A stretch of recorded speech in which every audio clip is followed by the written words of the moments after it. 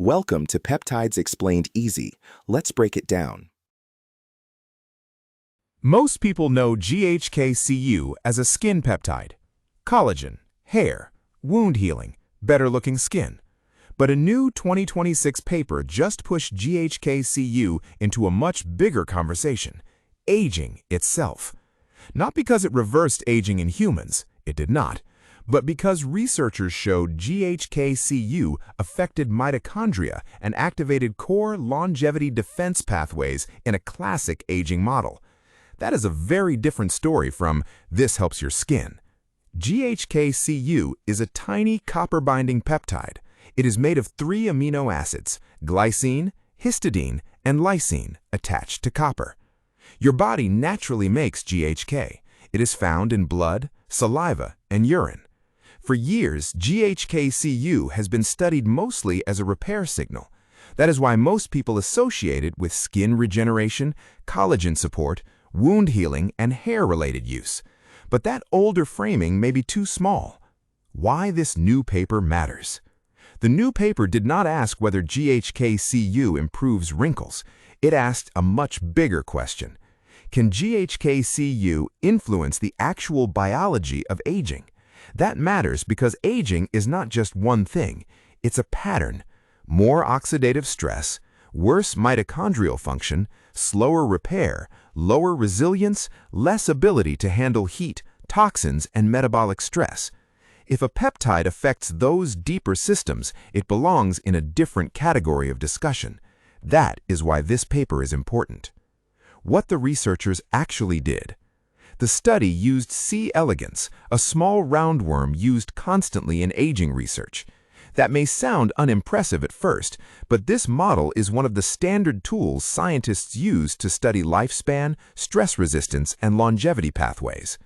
Researchers gave GHK-Cu to the worms and tracked what changed. They looked at lifespan, they looked at stress resistance, and they looked at mitochondrial function because mitochondria sit near the center of the aging story. What they found was enough to get attention. The main result: GHK-Cu extended lifespan in the worms. It also improved multiple aging-related markers. The treated worms handled oxidative stress better. They handled heat stress better. They moved better. And they showed lower buildup of age-related damage markers. That matters because lifespan alone can mislead. But when lifespan improves together with resilience and function, the signal gets more interesting. That is what happened here. Now to the most important part. The paper showed GHK-Cu helped preserve mitochondrial function.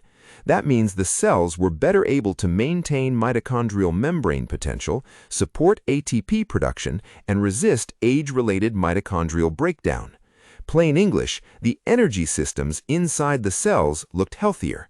This matters because mitochondrial dysfunction is one of the most repeated patterns in aging biology. As mitochondria fall apart, cells produce energy less efficiently. Oxidative stress rises. Recovery worsens. Tissues age faster. So, if GHK-Cu is helping at that level, that's a much deeper story than cosmetics. The 2 pathways, DAF-16 and SKN-1. The researchers also found activation of 2 major defense pathways, DAF-16 and SKN-1.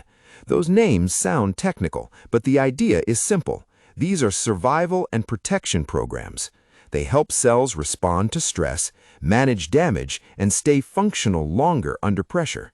In simple human comparisons, DAF-16 is often discussed alongside FOXO-type longevity signaling, and SKN-1 is often compared to NRF2-type antioxidant defense signaling. That doesn't mean worms and humans are the same, but it does mean GHK-Cu hit pathways that serious aging researchers pay attention to. Why this changes the GHK-Cu conversation. This is why the paper matters strategically. GHK-Cu has mostly lived in the appearance lane: skin quality, hair interest, repair, aesthetic use. This paper moves it into the system-level aging biology lane. Not fully, not conclusively, but meaningfully.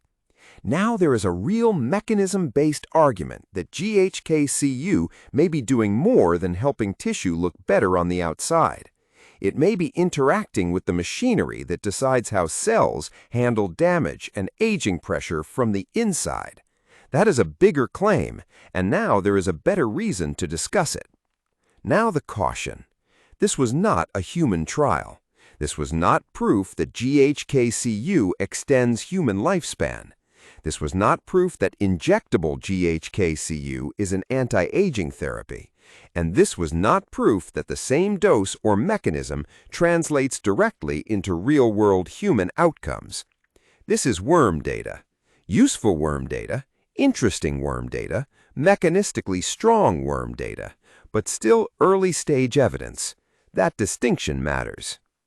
Even with those limits, this is still worth attention, because anti-aging hype usually runs ahead of mechanism. Here, the mechanism is the story. GHK-Cu appears to improve mitochondrial health, reduce oxidative stress, and activate conserved defense pathways linked to longevity biology.